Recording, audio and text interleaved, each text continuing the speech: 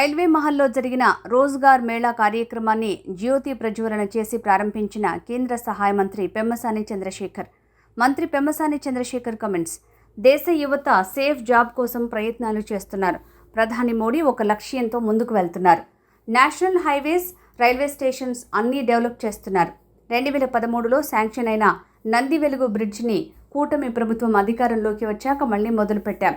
10,000 కోట్ల రూపాయల రైల్వే బడ్జెట్ని ఏపీకి కేటాయించారు. భారతదేశాన్ని ముందుకు తీసుకువెళ్లాలంటే యువత వల్లే సాధ్యం. 1,05,000 పోస్టాఫీసుల్లో 4,50,000 మంది ఉద్యోగులు పనిచేస్తున్నారు. దేశంలోని పోస్టాఫీసుల ఆదాయాన్ని 200 కోట్ల నుంచి 2,000 కోట్లకు పెంచాం. రోజ్గార్ మేళా ద్వారా దేశవ్యాప్తంగా 51,000 మందికి అపాయింట్మెంట్ ఆర్డర్లు ఇస్తున్నారు. గుంటూరులో 87 మందికి అపాయింట్మెంట్లు ఇస్తున్నాం. గుంటూరు ప్రాంత ప్రజలకు, వీరందరితో పాటు సమాజం అడిగినటువంటి అన్ని ప్రశ్నలను, పెట్టిన అన్ని పరీక్షలను, మీ కళలను సహనంతో, ఓర్పుతో, పట్టుదలతో సాధించిన, జయించిన, చూపించిన నూతన ఉద్యోగస్తులందరికీ కూడా ధన్యవాదాలు, అభినందనలు తెలుపుతాను.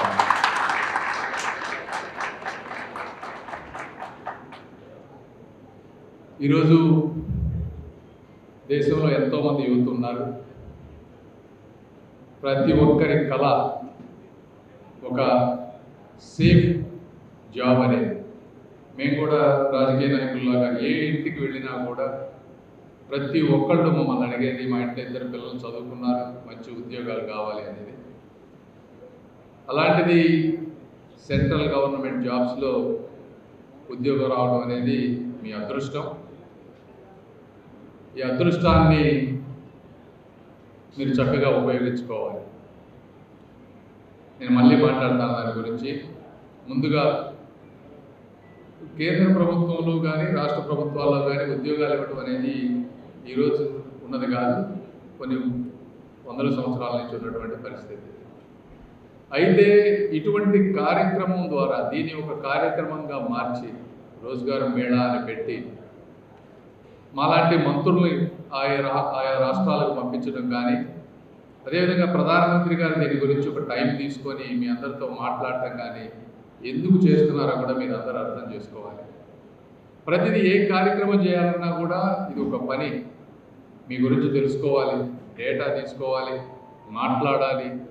ఇవన్నీ ఎందుకు చేస్తూ ఉన్నారంటే భారతదేశం, మోదీ గారు ఒక నిర్దిష్టమైనటువంటి లక్ష్యంతో ముందుకు వెళ్తూ ఉన్నారు.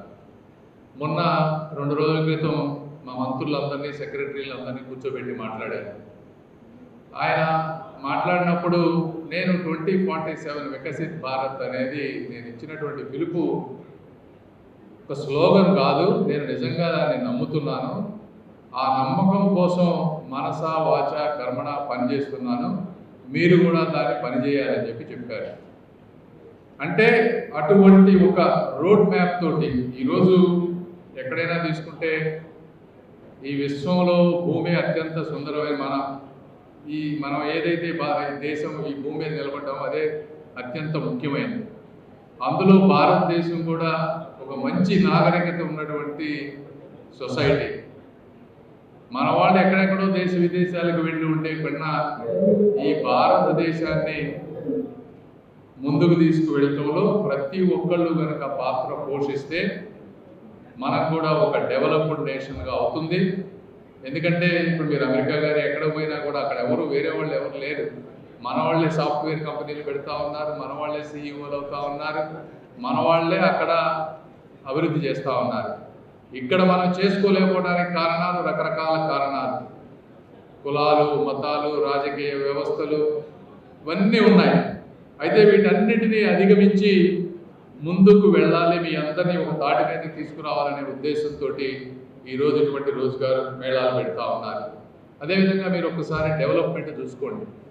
ఓవరాల్గా ఒక సిస్టమేటిక్గా కంట్రీని డెవలప్ చేస్తూ ఉన్నారు. నేషనల్ హైవేస్ అన్నింటినీ ఇంప్రూవ్ చేశారు, కనెక్టివిటీ వచ్చే విధంగా. సామాన్యులు ప్రయాణించే రైల్వే స్టేషన్స్ అన్నింటినీ కూడా అమృత్ భారత్ స్టేషన్స్ అని వాటిని మోడర్నైజ్ చేస్తూ వస్తూ ఉన్నారు. ట్రైన్ ట్రాక్స్ ఏవైతే ఉన్నాయో 2 lanes ఉన్న వాటన్నింటినీ 3 lanes, 4 lanes చేస్తూ ఉన్నారు. ఎందుకు చేస్తూ ఉన్నారు? ఒకటి ట్రాన్స్పోర్టేషన్ సింపుల్ చేయడం, దీనికన్నా ముఖ్యంగా లాజిస్టిక్స్. మన దేశంలో మ్యానుఫ్యాక్చరింగ్ని ఇంప్రూవ్ చేసి ఒక ప్రాంతం నుంచి ఇంకో ప్రాంతానికి కనెక్టివిటీ పెంచి తక్కువ ఖర్చులో అమ్ముకునే వాళ్ళకు కానీ వినియోగస్తులకు కానీ చేసి దేశ విదేశాలకు ఎగుమతి చేస్తే దేశ ఆర్థికంగా అభివృద్ధి చెందుతుంది. ఈ విధంగా రైల్వే కనెక్టివిటీలు పెంచడం కానీ, ఇంతకుముందు రాష్ట్రాల్లో రైల్వే ఓవర్ బ్రిడ్జ్లు అండర్ బ్రిడ్జ్లు తీసుకుంటే 60% సెంట్రల్ గవర్నమెంట్ డబ్బులు ఇస్తే 40% స్టేట్ గవర్నమెంట్ ఇవ్వాల్సినటువంటి పరిస్థితి. రాష్ట్రాల్లోనేమో ఆర్థికంగా ఇబ్బందులు, అవి కట్టకుండా ఎక్కడికెక్కడ బ్రిడ్జిలన్నీ సగం ఆగిపోయినటువంటి పరిస్థితి. మన నందివెలుగు బ్రిడ్జ్, మీరు గుంటూరులో ఉన్నారు కాబట్టి మీకే తెలుసు, 2013లో శాంక్షన్ అయింది ఆ బ్రిడ్జ్. 2013 మొదలవడానికి 2017 శాంక్షన్ అయిన తర్వాత మొదలవడానికి 4 ఏళ్ళు పట్టింది. ఇప్పుడు ఎంత 2026 మళ్ళీ మేము వచ్చి దాన్ని కదిలించి దాంట్లో ఉన్న బాధక సాధకులు అన్నీ చూస్తే, ఎందుకంటే రాష్ట్ర ప్రభుత్వం ఇవ్వాల్సినటువంటి డబ్బు ఇవ్వకపోవడం, కాంట్రాక్టర్ పని చేయకుండా వదిలేయటం, అది సగం కట్టి అట్లా వదిలేశారు. ఇలాంటి పరిస్థితుల్లో సెంట్రల్ గవర్నమెంట్ మోదీ గారు కానీ రైల్వే శాఖ వాళ్ళు కానీ ఇది కష్టంగా ఉంది, ఈ రైల్వే రేట్ల వల్ల ఇబ్బంది పడుతూ ఉన్నారు కాబట్టి 100% సెంట్రల్ గవర్నమెంట్ పే చేస్తుందని చెప్పి వాళ్ళ ముందుకు రావటం. ఈ విధంగా అనేక బ్రిడ్జిలు ఇప్పుడు మన గుంటూరులో కూడా చేయగలుగుతున్నాం. ఒక గుంటూరే కాదు, ఈ రాష్ట్రంలో కానీ దేశంలో కానీ ఈ విధమైనటువంటి సమగ్రమైనటువంటి అభివృద్ధిని ఒక సిస్టమేటిక్గా, ఒక ప్రణాళికాబద్ధంగా చేసుకొస్తా ఉన్నారు. ఈ రోజున ఒకప్పుడు తీసుకుంటే ఆంధ్రప్రదేశ్లో 700 కోట్ల నుంచి 800 కోట్లు ఉండేది సంవత్సరానికి రైల్వే బడ్జెట్. అదే ఈ సంవత్సరం దాదాపు 10,000 కోట్ల రూపాయలు ఆంధ్రప్రదేశ్కి రైల్వే, కేవలం రైల్వే బడ్జెట్ పెట్టి 70,000 కోట్ల రూపాయల వర్కులు ఈ రోజున ఆంధ్రప్రదేశ్లో జరుగుతూ ఉన్నాయి. కాబట్టి ఈ విధంగా ఒక ఇదనే కాదు, ఒక డిఫెన్స్ మ్యానుఫ్యాక్చరింగ్ కానీ, ఒకప్పుడు భారతదేశంలో డిఫెన్స్ మనం 700 కోట్ల రూపాయలు ఎక్స్పోర్ట్ చేసేది, ఈ రోజున 21,000 కోట్ల రూపాయలు డిఫెన్స్ ఎక్విప్మెంట్ ఎక్స్పోర్ట్ చేస్తూ ఉన్నారు. 2 రాష్ట్రాల్లో ఆ డిఫెన్స్ క్లస్టర్స్ ఉన్నాయి. అదేవిధంగా చంద్రబాబు నాయుడు గారు అడిగి ఇప్పుడు మళ్ళీ రాయలసీమలో ఒక డిఫెన్స్ క్లస్టర్ తీసుకున్నాం మనం. అక్కడ కూడా మ్యానుఫ్యాక్చరింగ్ చేసి దేశాన్ని ముందుకు తీసుకువెళ్ళాలని. ఈ విధంగా ప్రభుత్వాలు ఒక పద్ధతి ప్రకారం పనిచేస్తూ ఉన్నాయి. కాబట్టి వాటి గురించి కూడా మీరు ఆలోచించండి అని చెప్తా ఉన్నాను. రెండోది, ఇప్పుడు మీ ఉద్యోగాలు మీ దగ్గరికి వచ్చేటప్పటికి ఈరోజు ఉద్యోగం తీసుకుంటా ఉన్నారు. ఏదైనా సరే గవర్నమెంట్ వ్యవస్థలో, అంటే గవర్నమెంట్ వ్యవస్థని మార్చాలన్నా కూడా యువకులు మీ వల్లే అవుతుంది. ఎందుకంటే జనరేషన్లు మారిపోతూ ఉన్నాయి. ఒక వ్యవస్థలోకి వెళ్ళినప్పుడు ఆ వ్యవస్థలో మీరు ఇరుక్కుపోతారా, ఆ వ్యవస్థని మార్చగలుగుతారా అనేది మీరు చేసే పని మీద, మీ శక్తి మీద ఆధారపడి ఉంటుంది. ఇది చాలా ఇంపార్టెంట్ నేను చెప్పే పాయింట్. ఎందుకంటే ఈరోజు భారతదేశంలో యావరేజ్ ఏజ్ 29 సంవత్సరాలు యావరేజ్ ఏజ్. ఇంతటి యువత ఉన్నటువంటి భారతదేశం, ఈ భారతదేశానికి ఎక్కువ మంది భారం అవ్వకూడదు. మీరుండే స్కిల్, మీరు చేసేటువంటిదే ఈ భారతదేశాన్ని ముందుకు తీసుకువెళ్ళినా, ఆపేసినా, వెనక్కి తీసుకెళ్ళినా కూడా జరిగేటువంటిది. ఇవన్నీ ఎందుకు చెప్తున్నాం అంటే, ఇప్పుడు ఎందుకంటే నేను కూడా రాజకీయ వ్యవస్థలో వచ్చాను. రాజకీయ వ్యవస్థలో వచ్చినప్పుడు రాజకీయం ఒక రకంగా జరుగుతూ ఉంటుంది. ఆ వ్యవస్థలో ఇరుక్కుపోకుండా మనకంటూ మనం ఏమి చెయ్యాలి అనుకుంటున్నా దాన్ని ఎప్పుడూ మర్చిపోకుండా ముందుకు వెళ్ళినప్పుడే మీ జీవితానికి కూడా, మిమ్మల్ని కన్న తల్లిదండ్రులకు కానీ, మిమ్మల్ని నమ్మి ఈ ఉద్యోగం మీకు ఈరోజు వచ్చేటువంటి శాలరీ ఎవరు ఇస్తున్నారు? మోదీ గారు ఇవ్వట్లేదు, నేను ఇవ్వట్లేదు, ఇంకొకళ్ళు ఇవ్వట్లేదు. ఇక్కడ ఉన్న మిగిలిన వాళ్ళందరూ కష్టపడి ట్యాక్సులు కడితే ఆ ట్యాక్సులతోటి మీకు ఈరోజు జీతాలు వస్తున్నాయి అనే విషయాన్ని మనం ఎప్పుడు కూడా మర్చిపోకూడదు. అది మర్చిపోయినప్పుడు ఏమవుతుందంటే మీలో ఒక రకమైనటువంటి దేశభక్తి వస్తుంది. ఈ సమాజానికి మనం ఏమి చేయాలి, ఏ విధంగా మన వల్ల, ఎందుకంటే చాలామంది ఉద్యోగాలు రాని వాళ్ళు ఉన్నారు, వాళ్ళందరికీ ప్రతి ఒక్కరికి మీరు ఉపయోగపడే విధంగా, అంటే ఏ విధంగా సింపుల్గా చెప్తాను మీకు అర్థమయ్యే భాషలు. అంటే ఇప్పుడు సపోజ్ ఒక రైల్వే బ్రిడ్జ్ ఫాస్ట్గా అవ్వలేదు అనుకోండి, రైల్వే గేట్ దగ్గర ఎంతమంది తల్లిదండ్రులు కానీ పిల్లలు కానీ గంటలు వెయిట్ చేస్తూ ఉన్నారు. ఆ ఎన్ఆర్ రింగ్ రోడ్ దగ్గర నేను కనీసం ఈ 2 సంవత్సరాల్లో 20 నిమిషాలు మినిమం వెయిట్ చేసే సందర్భాలు చాలా ఉన్నాయి. నా టైం ఎంత వేస్ట్ అవుతుంది? ఇట్లా రోజుకి మీరు ఒక్కొక్క 5-10 నిమిషాలు మీరు యాడ్ చేసుకుంటా ఉంటే ప్రొడక్టివిటీ అనేది సొసైటీలో ఉండదు. దానికి ప్రతి ఒక్కళ్ళు ఎంతవరకు చేయగలరో, మీరు మీ స్థాయిలో ఏది ఉందో మీకు వచ్చే ఫైల్ చూడటం, ఇమీడియట్గా దాన్ని నెక్స్ట్ లెవెల్కి తీసుకువెళ్ళటం, సమస్యలను పరిష్కరించడం. ఇది అంటే గవర్నమెంట్ ఏముందంటే మైండ్ సెట్ ఎట్లా ఉంటుందంటే నా ఫైల్ వరకు నేను సంతకం పెట్టేసి పంపిస్తే పని అయిపోయింది అనుకుంటారు. అది కూడా చాలామంది చేయరు. మాకు పోస్టల్ డిపార్ట్మెంట్ కొంతమంది పోస్టల్ ఉద్యోగులు కూడా ఉన్నారు. గత 2 సంవత్సరాల్లో చాలా విప్లవాత్మకమైనటువంటి మార్పులు పోస్టల్ డిపార్ట్మెంట్లో తీసుకొచ్చాం. ఇంతకుముందు అంటే మీరు నంబరు చెప్తే వాస్తవం 1,65,000 పోస్ట్ ఆఫీసులు ఉన్నాయి ఈ దేశంలో. 1,05,000 పోస్ట్ ఆఫీసుల్లో నెల రోజుల పాటు ఒక్క ట్రాన్సాక్షన్ జరగని పోస్ట్ ఆఫీసులు ఉన్నాయి. 1,05,000 పోస్ట్ 4,50,000 మంది ఉద్యోగులు ఉన్నారు. అంటే ఏం చేస్తున్నారు? ఈ విధంగా గవర్నమెంట్ ట్యాక్స్ డబ్బు తీసుకొని ఏమి పని చేయకపోవడం కూడా ఎంతవరకు కరెక్ట్ అని కూడా మనం అంత టెక్నాలజీని తీసుకొచ్చాం.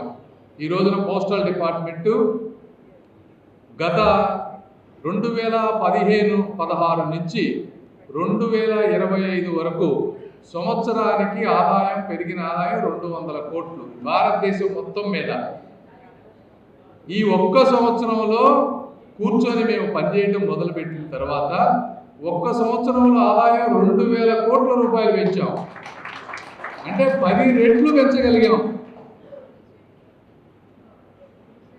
అది గవర్నమెంట్ ఉద్యోగులు కానీ వ్యవస్థ కానీ తలుచుకొని ఒక లీడర్షిప్ ఒకటి తీసుకొని కనుక పనిచేస్తే సమాజం ఎంత ముందుకు వెళ్తుంది అనే దానికి ఇవన్నీ ఉదాహరణ.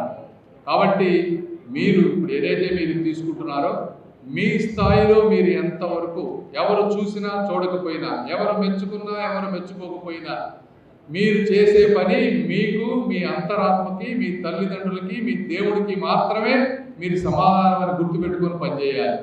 అప్పుడే ప్రతి ఒక్కళ్ళు కూడా ఈ భారతదేశం మీరు ఊహించినంతగా ముందుకు వెళుతుంది అని మీ అందరికీ నేను తెలియజేస్తా ఉన్నాను.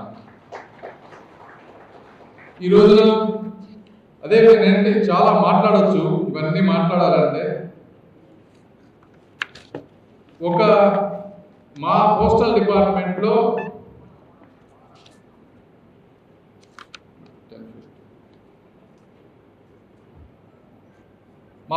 డిపార్ట్మెంట్లో మేము చాలా రెగ్యులర్గా రివ్యూస్ చేస్తూ ఉంటే పోస్టల్ కొంతమంది అధికారులతో మాట్లాడుతూ ఉంటే చెప్పేవాళ్ళు మొన్న సార్ ఫస్ట్లో చాలామంది పనిచేయాలంటే ఇబ్బంది పడ్డారు, ఎందుకంటే అలవాటు లేకుండా.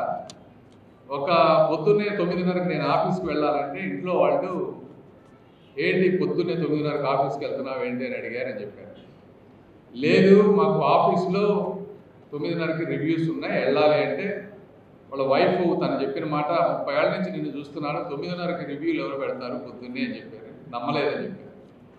లేదు మా మినిస్టర్ గారు 9:30కి మీటింగ్ పెడతారు వెళ్ళాలి అంటే ఇందాకడితే అబద్ధం అనుకుంటే మళ్ళీ ఇది కూడా అబద్ధం చెబుతున్నావా, ఎవరన్నా రాజకీయ నాయకులు పొద్దున్నే 9:30కి వచ్చి మీటింగ్లు పెడతారా అని అడిగారు. ఇది వాస్తవం, ఇది చెప్పిన మాట. అంటే మైండ్ సెట్ కూడా అయిపోయింది. అంటే 9:30కి వచ్చి పని చేయమని కాదు, ఒక్కొక్కసారి తప్పని పరిస్థితుల్లో 9:30 పెడతాం, ఒక్కొక్కసారి 10కి పెడతాం.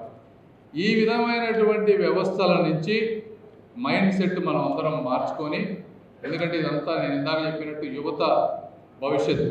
ఇంకొక విషయం మీకు చెప్పాల్సింది ఏంటంటే గవర్నమెంట్ ఉద్యోగం వచ్చింది కదా అని చెప్పి సాటిస్ఫై అవ్వద్దు. అది కూడా చాలా ప్రమాదం. ఎందుకంటే నేను కూడా డాక్టర్, నాకు కూడా ర్యాంక్ వచ్చింది 27వ ర్యాంకు, మెడిసిన్ చదువుకున్నాను, మెడిసిన్లో బాగానే డబ్బులు వస్తూ ఉన్నాయి, నాకేం ఇబ్బంది లేదు.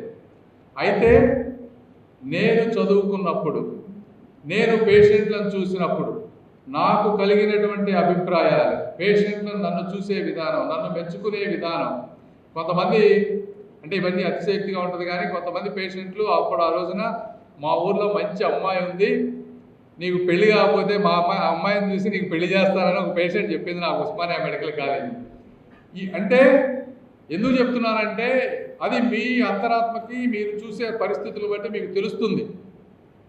ఇవి తెలిసినప్పుడు మీలో కనుక శక్తి ఉంది, నేను మిగిలి ఇది కాకుండా వేరే చేసుకోగలను అన్న ఒక నమ్మకం ఉన్నప్పుడు రిస్క్ తీసుకొని ఆ సిస్టంలో ఏ అయితే లోపాలు ఉన్నాయో ఆ లోపాలను ఫిక్స్ చేసే విధంగా అవసరమైతే బయటకు వచ్చి మీరు బిజినెస్ చేసుకునేటువంటి ఆలోచన విధానం ఉండాలి మీకు. ఎందుకంటే ఎవరు చెప్పరు మీకు గవర్నమెంట్ జాబ్ అంటే సేఫ్, ఎక్కడికి వెళ్ళొద్దు, చక్కగా చేసుకోండి అని చెప్తారు. సమాజంలో మీరు ఎవరిని అడిగినా కూడా, నాకు కూడా రాజకీయాల్లోకి వెళ్తానంటే ఎంతోమంది అసలు రాజకీయాల్లోకి వెళ్తానికి నీకు ఏమైనా పిచ్చా అని చెప్పారు. వాస్తవం ఇది. ఎవరు 10 మందిని అడిగితే ఒకళ్ళంటే ఒకళ్ళు కూడా రాజకీయాల్లోకి వెళ్ళమని చెప్పలేదు నాకు. అయితే నా అంతరాత్మకి నేను ఏదో చేయగలను, ఇంతకంటే నేను నష్టపోయేది లేదు, దేవుడు అన్నీ ఇచ్చాడనే ఉద్దేశంతో నేను వచ్చాను. అదే విధమైనటువంటి ఆలోచన మీలో ఉండి సేఫ్గా ఉన్నాం, ఇబ్బంది లేదు, ఇంకా ఏదన్నా నేను చేయగలనా. రోజు చూస్తూ ఉంటారు మీరు రైల్వే వ్యవస్థలో కానీ పోస్టల్లో కానీ ఎక్కడ గ్యాప్స్ ఉన్నాయి, ఏది చేస్తే దీనికి ఒక సొల్యూషన్ వస్తుంది. ఎందుకంటే మీరు చేసే ఉద్యోగం బయట అలాంటి వ్యక్తులకి అందులో ఉన్న లోపాలు తెలియవు. నేను మెడిసిన్లో నేను చదువుకున్నప్పుడు అందులో ఉన్నటువంటి లోపాలతోటి నేను బిజినెస్ చేయగలిగాను, అంతేగాని నాకు ఎవరు ఐడియా ఇవ్వలేదు. అలానే మీరు కూడా అందులో ఉన్నటువంటి లోపాలను గుర్తించి ఎటువంటిది చేస్తే ఇంకా 10 మందికి మీరు ఎంప్లాయ్మెంట్ క్రియేట్ చేయగలుగుతారో ఆ విధమైనటువంటి వారు చెప్పినట్టు కంటిన్యూస్గా నేర్చుకోవటం, బ్రెయిన్ని పదును పెట్టుకోవటం, ఈ విధంగా ముందుకు వెళ్తే మీలో కనీసం ఇప్పుడు ఎంతమంది 70 ఎంతమంది ఇవి తీసుకుంటా ఉన్నారు. ఇందులో ఒకళ్ళిద్దరైనా సరే మంచి ఆంటర్ప్రెన్యూర్స్ అవ్వాలి. ఎందుకంటే లైఫ్ అనేది ఒకటే ఉంటుంది. ఈ సేఫ్టీ, ఈ గవర్నమెంట్ జాబ్స్ కానీ ఇవన్నీ ఏంటంటే మనిషిని బంధించేస్తాయి సుఖాల్లో. మీరు గుర్తుపెట్టుకోవాల్సింది, నాకు జీవితం ఒకటే ఉంటుంది, ఈ జీవితంలో నేను ఏదో ఒకటి సాధించాలంటే ఆ బంధాలు అంటే నేను వదిలేయమని చెప్పడం లేదు. మీరు గుర్తుపెట్టుకోండి, శని ఆదివారం నేను కూడా ఎప్పుడు మా హాస్పిటల్లో వదిలేయలేదు. అది చేసుకుంటూ శని ఆదివారాలు సాయంత్రం వర్క్ చేసుకుంటూ కొత్తదంతా బిల్డ్ అయ్యి ఒక స్టేజ్ వచ్చిన తర్వాత అందులో నుంచి నేను బయటకు వచ్చాను. ఈ విధమైనటువంటి బ్యాకప్ తీసుకొని కుటుంబాన్ని చేసుకొని సమాజానికి ముందుకు వెళ్ళే విధంగా చేయాలని మనస్ఫూర్తిగా కోరుకుంటా ఉన్నాను. ఈ రోజున ఇప్పుడు ఈ మేళా తీసుకుంటే ఇది ఎన్నో 19వ రోజుగారు మేళా. దాదాపు 50,000 మందికి భారతదేశం మొత్తం కూడా ఉద్యోగాలు ఇస్తూ ఉన్నారు. కాబట్టి ఇందులో మనం ఇక్కడి నుంచి ఒక ఎంతమంది 50 మంది వస్తున్నట్టున్నాయి. ఏదేమైనప్పటికీ మీకు, మీ కుటుంబ సభ్యులకు, ప్రతి ఒక్కరికి కూడా మనస్ఫూర్తిగా అభినందనలు తెలుపుతా ఉన్నాను. మీ అందరికీ శుభాకాంక్షలు. చక్కగా మీరు మీరు ఇక్కడ ఉంటారో, ఎక్కడికి వెళ్తారో, ఎక్కడ పనిచేస్తారో తెలియదు, కానీ ఎక్కడికి వెళ్ళినా కూడా తెలుగు వాళ్ళ ఖ్యాతిని, జ్యోతిని వెలిగించాలని కోరుకుంటూ మీ అందరికీ మనస్ఫూర్తిగా ధన్యవాదాలు చెప్తా ఉన్నాను. Thank you. ఎవరన్నా రాజకీయ నాయకులు పొద్దునే 9:30కి వచ్చి మీటింగ్లు పెడతారా అని అడిగారు. ఇది వాస్తవం, ఇది చెప్పిన మాట. అంటే మైండ్ సెట్ కూడా అయిపోయింది. అంటే 9:30కి వచ్చి పని చేయమని కాదు, ఒక్కొక్కసారి తప్పని పరిస్థితుల్లో 9:30 పెడతాం, ఒక్కొక్కసారి 10కి పెడతాం. ఈ విధమైనటువంటి వ్యవస్థల నుంచి మైండ్ సెట్ మనం అందరం మార్చుకొని, ఎందుకంటే ఇదంతా నేను ఇందాక చెప్పినట్టు యువత భవిష్యత్తు. ఇంకొక విషయం మీకు చెప్పాల్సింది ఏంటంటే, గవర్నమెంట్ ఉద్యోగం వచ్చింది కదా అని చెప్పి సాటిస్ఫై అవ్వద్దు. అది కూడా చాలా ప్రమాదం. ఎందుకంటే నేను కూడా డాక్టర్, నాకు కూడా ర్యాంక్ వచ్చింది, 27వ ర్యాంకు. మెడిసిన్ చదువుకున్నాను, మెడిసిన్లో బాగానే డబ్బులు వస్తూ ఉన్నాయి, నాకేం ఇబ్బంది లేదు. అయితే నేను చదువుకున్నప్పుడు, నేను పేషెంట్లను చూసినప్పుడు నాకు కలిగినటువంటి అభిప్రాయాలు, పేషెంట్లను నన్ను చూసే విధానం, నన్ను మెచ్చుకునే విధానం, కొంతమంది అంటే ఇవన్నీ అతిశక్తిగా ఉంటుంది, కానీ కొంతమంది పేషెంట్లు అప్పుడు ఆ రోజున మా ఊర్లో మంచి అమ్మాయి ఉంది, నీకు పెళ్లి కాకపోతే మా అమ్మాయిని చూసి నీకు పెళ్లి చేస్తానని ఒక పేషెంట్ చెప్పింది నాకు ఉస్మానియా మెడికల్ కాలేజ్. అంటే ఎందుకు చెప్తున్నానంటే అది మీ అంతరాత్మకి మీరు చూసే పరిస్థితులు బట్టి మీకు తెలుస్తుంది. ఇవి తెలిసినప్పుడు మీలో కనుక శక్తి ఉంది, నేను మిగిలి ఇది కాకుండా వేరే చేసుకోగలను అన్న ఒక నమ్మకం ఉన్నప్పుడు రిస్క్ తీసుకొని ఆ సిస్టంలో ఏ అయితే లోపాలు ఉన్నాయో ఆ లోపాలను ఫిక్స్ చేసే విధంగా అవసరమైతే బయటకు వచ్చి మీరు బిజినెస్ చేసుకునేటువంటి ఆలోచన విధానం ఉండాలి మీకు. ఎందుకంటే ఎవరు చెప్పరు మీకు గవర్నమెంట్ జాబ్ అంటే సేఫ్, ఎక్కడికి వెళ్ళొద్దు, చక్కగా చేసుకోండి అని చెప్తారు. సమాజంలో మీరు ఎవరిని అడిగినా కూడా, నాకు కూడా రాజకీయాల్లోకి వెళ్తానంటే ఎంతోమంది అసలు రాజకీయాల్లోకి వెళ్తానికి నీకు ఏమైనా పిచ్చా అని చెప్పారు. వాస్తవం ఇది. ఎవరు 10 మందిని అడిగితే ఒకళ్ళంటే ఒకళ్ళు కూడా రాజకీయాల్లోకి వెళ్ళమని చెప్పలేదు నాకు. అయితే నా అంతరాత్మకి నేను ఏదో చేయగలను, ఇంతకంటే నేను నష్టపోయేది లేదు, దేవుడు అన్నీ ఇచ్చాడనే ఉద్దేశంతో నేను వచ్చాను. అదే విధమైనటువంటి ఆలోచన మీలో ఉండి సేఫ్గా ఉన్నాం, ఇబ్బంది లేదు, ఇంకా ఏదన్నా నేను చేయగలనా. రోజు చూస్తూ ఉంటారు మీరు రైల్వే వ్యవస్థలో కానీ పోస్టల్లో కానీ ఎక్కడ గ్యాప్స్ ఉన్నాయి, ఏది చేస్తే దీనికి ఒక సొల్యూషన్ వస్తుంది. ఎందుకంటే మీరు చేసే ఉద్యోగం బయట అలాంటి వ్యక్తులకి అందులో ఉన్న లోపాలు తెలియవు. నేను మెడిసిన్లో నేను చదువుకున్నప్పుడు అందులో ఉన్నటువంటి లోపాలతోటి నేను బిజినెస్ చేయగలిగాను, అంతేగాని నాకు ఎవరు ఐడియా ఇవ్వలేదు. అలానే మీరు కూడా అందులో ఉన్నటువంటి లోపాలను గుర్తించి ఎటువంటిది చేస్తే ఇంకా 10 మందికి మీరు ఎంప్లాయ్మెంట్ క్రియేట్ చేయగలుగుతారో ఆ విధమైనటువంటి ఎంత వారు చెప్పినట్టు కంటిన్యూస్గా నేర్చుకోవటం, బ్రెయిన్ని పదును పెట్టుకోవటం, ఈ విధంగా ముందుకు వెళ్తే మీలో కనీసం ఇప్పుడు ఎంతమంది 70 ఎంతమంది ఇవి తీసుకుంటా ఉన్నారు. ఇందులో ఒకళ్ళిద్దరైనా సరే మంచి ఆంటర్ప్రెన్యూర్స్ అవ్వాలి. ఎందుకంటే లైఫ్ అనేది ఒకటే ఉంటుంది. ఈ సేఫ్టీ గవర్నమెంట్ జాబ్స్ కానీ ఇవన్నీ ఏంటంటే మనిషిని బంధించేస్తాయి సుఖాల్లో. మీరు గుర్తుపెట్టుకోవాల్సింది, నాకు జీవితం ఒకటే ఉంటుంది, ఈ జీవితంలో నేను ఏదో ఒకటి సాధించాలంటే ఆ బంధాలు అంటే నేను వదిలేయమని చెప్పడం లేదు. మీరు గుర్తుపెట్టుకోండి, శని ఆదివారం నేను కూడా ఎప్పుడు మా హాస్పిటల్ వదిలేయలేదు. అది చేసుకుంటూ శని ఆదివారాలు సాయంత్రం వర్క్ చేసుకుంటూ కొత్తదంతా బిల్డ్ అయ్యి ఒక స్టేజ్ వచ్చిన తర్వాత అందులో నుంచి నేను బయటకు వచ్చాను. ఈ విధమైనటువంటి బ్యాకప్ తీసుకొని కుటుంబాన్ని చేసుకొని సమాజానికి ముందుకు వెళ్ళే విధంగా చేయాలని మనస్ఫూర్తిగా కోరుకుంటా ఉన్నాను. ఈ రోజున ఇప్పుడు ఈ మేళా తీసుకుంటే ఇది ఎన్నో 19వ రోజుగారు మేళా. దాదాపు 50,000 మందికి భారతదేశం మొత్తం కూడా ఉద్యోగాలు ఇస్తూ ఉన్నారు. కాబట్టి ఇందులో మనం ఇక్కడి నుంచి ఒక ఎంతమంది 50 మంది వస్తున్నట్టున్నాయి. ఏదేమైనప్పటికీ మీకు, మీ కుటుంబ సభ్యులకు, ప్రతి ఒక్కరికి కూడా మనస్ఫూర్తిగా అభినందనలు తెలుపుతా ఉన్నాను. మీ అందరికీ శుభాకాంక్షలు. చక్కగా మీరు ఎక్కడ అంటే మీరు ఇక్కడ ఉంటారో, ఎక్కడికి వెళ్తారో, ఎక్కడ పని చేస్తారో తెలియదు, కానీ ఎక్కడికి వెళ్ళినా కూడా తెలుగు వాళ్ళ ఖ్యాతిని, జ్యోతిని వెలిగించాలని కోరుకుంటూ మీ అందరికీ మనస్ఫూర్తిగా ధన్యవాదాలు.